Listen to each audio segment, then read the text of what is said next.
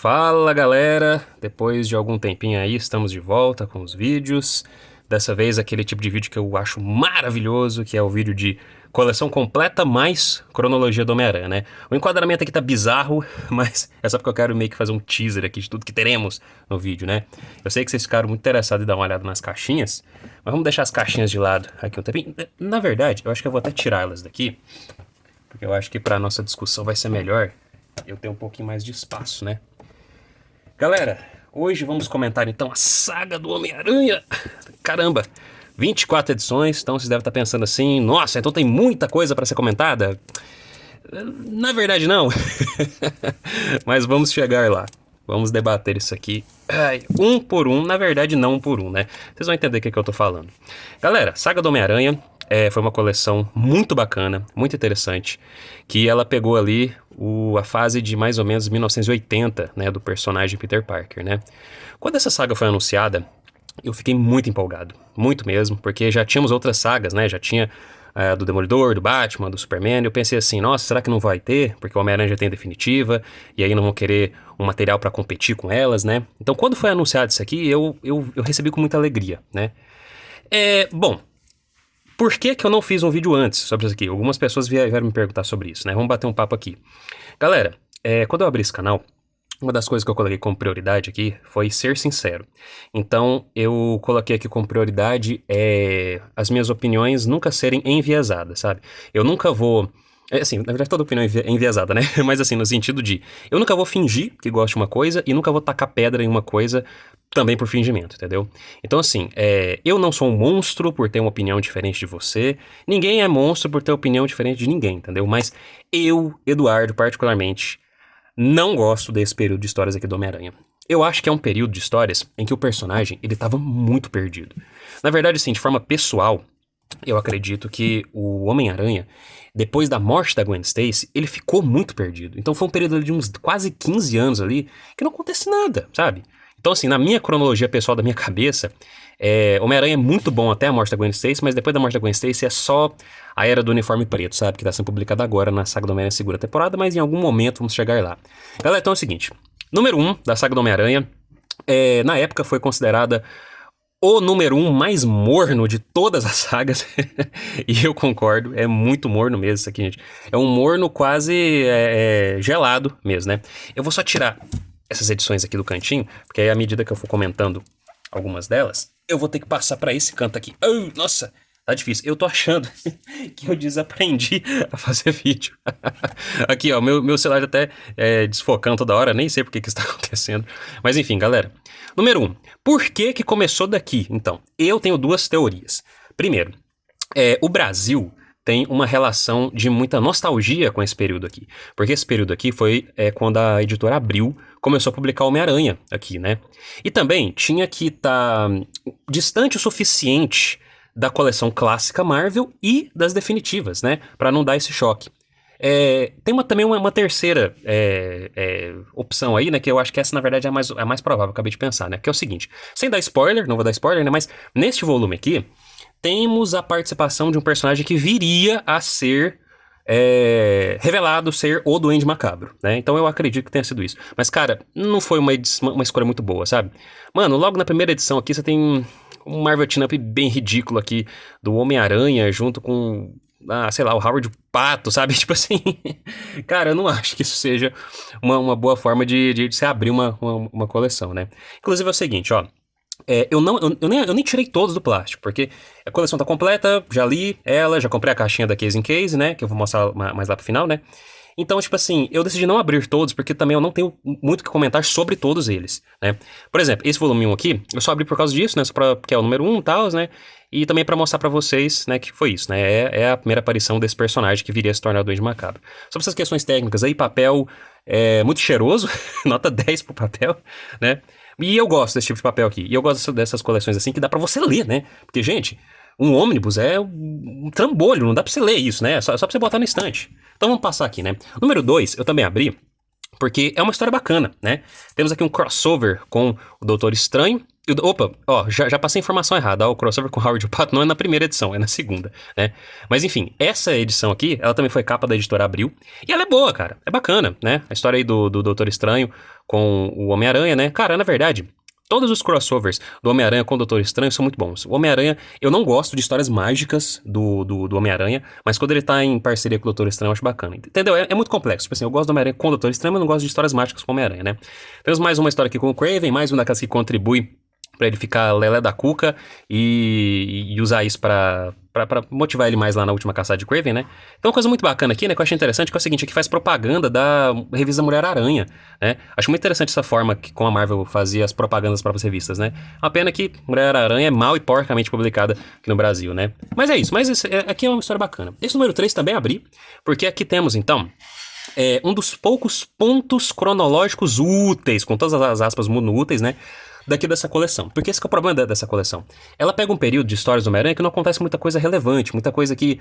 Vivemos em um mundo pós-Aranhaverso 2, então podemos usar a palavra certa. Canônica, né? Um evento canônico aqui, são poucos, né? Aqui temos a primeira aparição da Madame Teia, que apesar de não ser uma história boa, né? Um negócio de uma maratona aqui, blá, blá, blá, sei lá. Temos aqui também aquela história da Karma, né? É uma história muito famosa porque tem envolvimento do Frank Miller. Temos aqui então a primeira aparição da Madame Teia, muito misteriosa. E também é uma daquelas coisas que serve pra calar a boca dessas pessoas que fica falando que Aranhaverso é uma criação nova, recente. Meu amigo, anos 70 aqui, anos 80, você já tinha um monte de Mulher-Aranha e Madame Teia, e logo teria mais uma Mulher-Aranha, que é a Julia Carpenter, né? Mas enfim, é isso, tô me alongando aqui demais, né? Temos aqui então o número 3, que é um ponto cronológico importante do personagem. Agora, galera, eu vou passar meio a jato aqui, sabe? Porque a partir do número 4, a gente entra numa parte que não é tão atrativa assim, sabe? Essa história aqui é bacana, essa aqui em específico, né, que envolve o Tigre Branco. Ela é muito boa, é uma daquelas histórias urbanas legais com os personagens, né, porque eu detesto essas histórias mágicas aí, né. Mas assim, apesar de ser uma história legal, bacana, não é algo que tá no nível, assim, que a gente espera, né, de Homem-Aranha. Número 5 entra também naquelas historinhas corriqueiras, assim, sabe? O Peter, ele vai pra um lugar e aí uma vizinha dele começa a dar bola pra ele e depois é revelado que, na verdade, essa mulher é uma Atlante, né? Disfarçada. E tem essa participação aqui do quarteto... É quarteto ou quinteto terrível? Sei lá. Isso aqui é o Homem-Areia, né? Tem até um painel muito engraçado. E que pena que eu não abri a revista daquela lacrada que eu ia mostrar pra vocês. Mas eu acho que... Talvez o Little Tom tenha feito um YouTube short sobre isso, né? Uma parte muito engraçada lá que parece que o Homem-Areia está enfiando a mão em um orifício do Homem-Aranha, mas deixa pra lá, né? Essa aqui, ó, número 6, ela até que é legalzinha. O que acontece aqui? O Homem-Areia e o Homem Hídrico, eles começam a gostar da mesma garota, eles começam a ficar muito próximos um do outro por conta de briga, e aí acontece um acidente que os dois se unem em um monstro de lava gigante. Pois é, galera, acho que tá dando pra perceber que, assim, é corriqueiro até demais nessas histórias. Não tem nada importante, assim, que abala, assim, as estruturas do personagem, né? Número 7 tem uma das melhores edições. Esse aqui dentro tem, que é um anual, que é justamente esse aqui que tem a capa, né? O Dr. Octopus, ele ameaça matar uma grande parte da população lá de Nova York, e o Peter fica pensando assim, como que ele vai conseguir matar tanta gente em tão pouco tempo? Tem a ver com jornal, e essa história é muito boa. Essa aqui eu diria que desses 7 volumes aqui, iniciais, é o primeiro número que eu falei, olha, isso aqui foi legal. E nem é o volume inteiro, né? É uma única edição. Cara, esse volume 8 aqui, ele foi histórico pra mim, porque ele foi um divisor de águas. Até agora, né, quase 10 minutos de vídeo, eu ainda não comentei sobre o grande problema dessa revista, né? Que se chama Marvel Teen Up, né? Desculpa, gente, eu sou um grande hater sim de Marvel Teen Up. Inclusive, eu acho que é isso. O grande problema desse período aqui, Histórias do Homem-Aranha, é a Marvel Teen Up. Porque isso aqui é um período de histórias que a Marvel Teen Up não tá boa. Porque essa revista, lá no começo, ela é bacana. O meio dela é péssimo. E ela encerra de forma boa. Tanto é que na segunda temporada da saga do Homem-Aranha, que é a parte do uniforme preto, as histórias do Marvel Teen Up são boas, sabe? Enfim. Por que foi um divisor de águas essa edição aqui? Porque a partir dessa edição aqui eu comecei a não ler todas as edições de Marvel Teen Up. Galera, eu falei, eu não sou poser, eu quero fazer um diálogo aqui com vocês da forma correta, né? Tem uma história aqui de um tal de Paladino que eu falei, cara, pra mim já chega, eu tô perdendo tempo de vida com isso aqui, né? E também qual que é o problema? O que é a Marvel Teen Up? Ela se resume a Homem-Aranha vai encontrar um herói pra juntos baterem em um vilão. Só que o que acontece? Esse encontro aqui do Homem-Aranha com o Cavaleiro da Lua tem mó cara de Marvel Teen Up, mas acontece dentro da Amazing Spider-Man, sabe? Essa também é outra crítica que eu faço. O Homem-Aranha tem 3 revistas aqui nesse período e parece que todas elas se tratam da mesma coisa. Homem-Aranha encontrando o herói pra bater em um vilão, sabe? Então, tipo assim, cara, chegou um ponto assim que começou a ficar meio maçante, sabe? As histórias. Até eventos que poderiam ser uma coisa marcante, ficou ofuscado. Tipo, mano, a volta do lobo, cara. Volta do lobo. E é extremamente água de salsicha. Temos também algumas participações do Abutre, né? Essa aqui é uma história, é uma edição interessante porque ela tá presente lá naquele box, né, da coleção histórica do Homem-Aranha. Mas, cara, com todo respeito, mas o Abutre nunca foi um dos meus vilões preferidos do Homem-Aranha. E agora que eu tô tendo um pouquinho mais de contato com ele, então eu não tenho tanto apreço, assim, pelo personagem, né? Aí entramos na edição número 11, que, galera, eu acho que começou da onde começou aqui por conta do Duende Macabro mesmo. Porque se fosse pra começar em termos de qualidade, teria que ser isso aqui, ó. O número 11 é que deveria ter sido o número 1. Porque aqui nós temos aquela história famosíssima que é a Nada Pode Deter o Fanático, né? Mas olha a estratégia da Panini. A Panini não botou as duas edições de Nada Pode Deter o Fanático no mesmo encadernado. Então, tipo assim, botou a parte 1 aqui e a parte 2 tá lá no volume 12. Eu acho que encerra. Isso, ó, encerra, ó. Que é o Nada Pode Deter o Fanático. E, cara, é uma história muito boa, muito bacana. É tensa, ela tem desenvolvimento. Cara, que é justamente o que falta nas outras histórias aqui. As outras são corriqueiras demais. Aqui você realmente sente o perigo. Madame Teia pede socorro.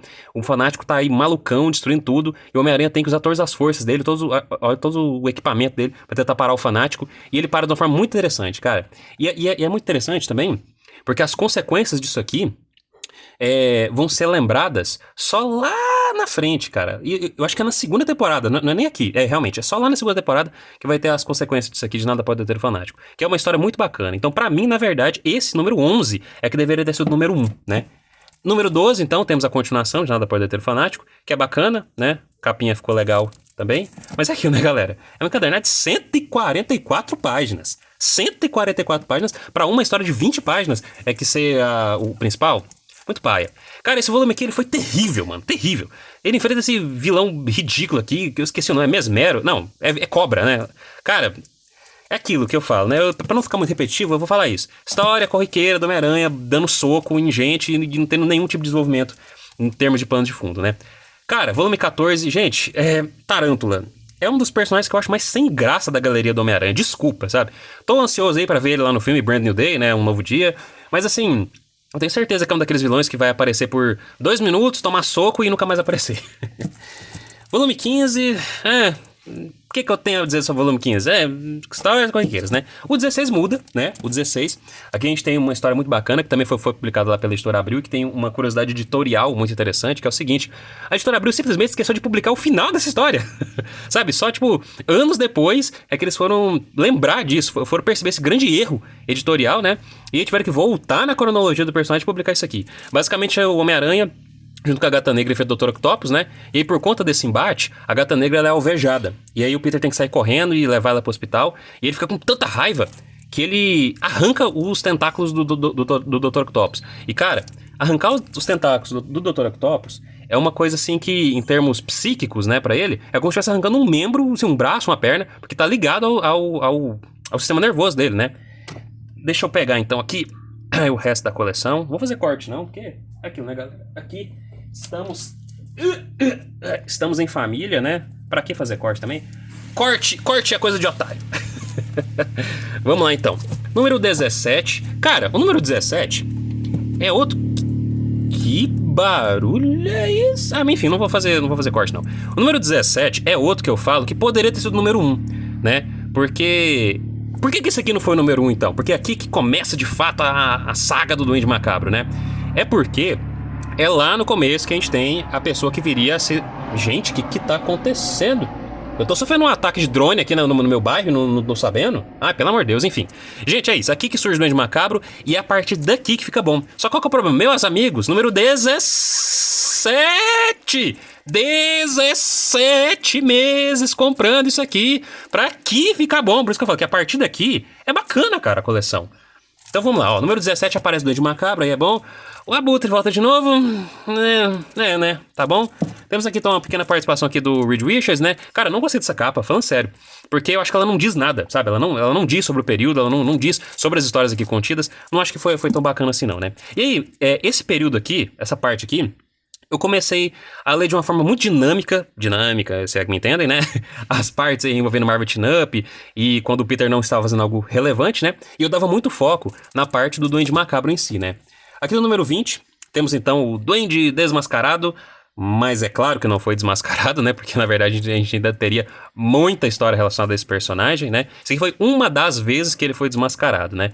Mas aqui temos um pouco mais da história dele, né? Que ele foi lá, ele encontrou o equipamento do Duende Verde e fez umas adaptações e começou a querer ser o grande rei do crime de Nova York e blá, blá, blá, blá, blá, blá, né? Temos aqui então o número 21, que temos o menino que colecionava Homem-Aranha, sem dúvidas uma das melhores histórias do Homem-Aranha de todos os tempos, mas é aquilo, né? Um encadernado de 144 páginas e a história do menino que colecionava Homem-Aranha, tipo, 10 páginas? E estampa a capa. É claro, né? Pensaram de forma inteligente. Mas é isso. Aqui nesse período já tava ficando bacana já as coisas, que é uma participação da Kitty Pryde, né? E aí chegamos então nos finalmente. Os finalmente são muito bons, cara. Os finalmente, te falar, hein? Que esses 3 últimos números aqui, ó, eles são bacanas, cara. E demais. Essa aqui é a capa que o rapaz lá da Case Case escolheu pra estampar o box, né? E aqui a gente tem, então, os grandes confrontos, entre aspas, finais dessa primeira etapa aí de confrontos com o Duende Macabro, né? A gente tem o lance lá do Peter conseguir impedir ele de conseguir continuar dirigindo o furgão dele, e aí o furgão dele vai lá e cai no Rio Hudson, né? É o Rio Hudson? Acho que é. Acho que é bem aqui que acontece isso, nessa edição. Cara, muito bacana. O Duende Macabro assim, gente, desculpa, eu não tô comparando o Duende Macabro ao Coringa, tá? Pelo amor de Deus! Mas é o seguinte... O que é legal no Coringa? É a gente não saber a origem dele. A gente saber que a origem dele é de múltipla escolha, digamos assim, né? E, cara, o Duende Macabro, ele tinha esse lance nele que a gente não sabe quem ele é. Então, isso tornava ele muito interessante, sabe? Olha que, cara, ele queria ser o grande chefão da máfia, né, de Nova York. E, cara, ele botava medo de verdade, cara. Ele começou a chantagear o o Harry Osborn, né? Ameaçando a família dele, em troca de mais diários do Norman Osborn, pra ele saber mais esconderijos, mais equipamento, pra se tornar mais forte, né? Depois disso aqui, ele vai até atrás de um soro, pra ele ficar com soro também, porque no começo, do Duende Macabro, ele tinha muita dificuldade até pra andar no planador, porque ele não tinha super força, né? Ele era só um ser humano andando no planador. Aí depois que ele consegue super força, ele vai lá e... Cara, olha essa arte, velho, que doido, velho. Não, muito bom. Aí tá vendo? O final começa a ficar muito bom, cara. Mas aí o que acontece? A gente tem, então, esse grande... Como eu tô falando, batalha final dessa etapa, né? Que acontece no furgão do Duende Macabro. O Peter acaba jogando o furgão lá no Rio Hudson e o Duende Macabro perde grande parte do equipamento dele e dos arquivos dele que ele usava pra chantagear as pessoas, né? E aí, depois disso, o Duende Macabro some e ele só vai voltar lá na segunda temporada da saga do Homem-Aranha, que é o que a gente tá vendo agora. O número 24 é muito bom, mas ele não é muito bom por conta de questões de história nem nada, porque aqui a gente tem um compilado, algo muito interessante, que é o seguinte, ó, a gente tem aqui 3 revistas, né? Deixa eu ver aqui, Amazing Spider-Man, Peter Parker Spectacular Spider-Man, Marvel Team-Up, né? São 2 Marvel Team-Up e Marvel Team-Up anual, na verdade, né? A Marvel Team-Up, apesar dela não ser chamada de Spider-Man Marvel Team-Up, ela era uma revista do Homem-Aranha da época, né? E o que aconteceu nessa época aqui? Isso aqui um pouquinho antes de Guerras Secretas. Então o que acontece? Ao final de cada edição aqui, mesmo que cada edição tenha a sua história em paralelo, né? Em paralelo, que uma não tá encaixada diretamente na outra, né? Mas em todas as edições acontece a mesma coisa. Termina a história, o Peter some pras Guerras Secretas. Tô até tentando achar aqui pra vocês a página certinho, porque acontece olha que bizarro, acontece 3 vezes e eu não tô achando nenhuma vez, cara, que paia. Mas é isso, confiem no que eu estou dizendo. Todas as revistas, em todas as 3 revistas, termina com o Peter Parker sendo... Aqui, ó, isso aqui, ó. Termina com ele recebendo, tipo, um alerta, né? E indo lá pras Guerras Secretas. Cara, isso aqui foi muito bacana, muito legal mesmo. A gente viu... isso aqui é um Marvel Team-Up do Homem-Aranha com o Demolidor e a Viúva Negra. Aqui, ó, termina ele indo pra lá, ó, quer ver? Termina com ele conversando com o Harry. Isso, ó, termina conversando com o Harry. E ele é chamado pras Guerras Secretas. Então a gente viu a mesma coisa acontecendo em 3 pontos de vista diferentes, né? Galera, é o seguinte... Deixa eu só pegar então aqui de novo os boxes, né? Não é certeza, mas eu acho que talvez eu vou fazer uma filmagem também, mostrando como é que eles ficam lá na estante. Não, gente, vamos fazer o seguinte. Eu vou fazer um YouTube Shorts mostrando como é que ele fica lá na estante, tá? Então, temos aqui a primeira caixa, né? A primeira caixa... Sabe o que ficou legal? Porque ele conseguiu dividir de 8 em 8 certinho, porque são 24, né? Então aqui, ó, 1, 2, 3, 4, aqui tem as primeiras 8 edições, né? Aí, esse é o único vídeo que eu vou fazer sobre isso, né? Então vamos dar uma olhada certinho, né? Temos aqui a capa, e aqui atrás outra capinha lá daquela história do Homem Hídrico com o Homem-Areia. Segunda caixa, tô tomando maior cuidado pra não bater isso aqui. Inclusive, quando eu tava conversando com o rapaz lá da... É porque assim, eu converso com muitas pessoas que gostam de Homem-Aranha, né? E aí eu conheço o rapaz que fez a encomenda desse box, né? Que é o Laedson, lá do canal A Teia do Homem-Aranha, né? Lá do Instagram, gente, sigam ele, né? E inicialmente a gente tava conversando, né? Que a gente queria que fosse essa aqui a imagem pra fazer o painel, né? Mas aí o rapaz da Case in Case foi lá e escolheu esse outro aqui que, na moral, eu acho que ficou até melhor. Sério, ficou bem melhor. Opa, eu peguei errado. E vocês nem me avisaram que eu peguei errado. Nossa, como que vocês fazem uma coisa dessa comigo, gente? Pensei que a gente era amigo. Poxa, não pode confiar nas pessoas mesmo não, hein? Temos aqui aquela capa da Gata Negra, né? Aqui as outras edições. A outra capinha dessa incrível edição que não acontece nada, né? E por fim temos essa aqui, ó. Essa aqui é a única imagem que não tem relação com o conteúdo, né? Porque essa aqui é aquela história lá que o Peter fica loucão de febre e está revelando pra todo mundo que ele é o Batman. Galera, olha que lindeza. Olha que maravilha. Não, peraí, eu vou tentar mexer aqui na minha câmera. Olha que maravilha isso, cara. Isso é uma maravilha, isso é uma delícia. Gente, é o seguinte, aguardem então o YouTube Shorts mostrando melhor aí. E é isso, né? Eu não gostei muito desse vídeo, não. Eu não curti muito esse período de histórias do Homem-Aranha, não, né? Mas, galera, logo eu vou fazer um vídeo idêntico a esse aqui sobre a saga do clone, tá? Então aguardem que coisas muito boas virão, viu? Muito obrigado pela sua audiência. Tchau, tchau.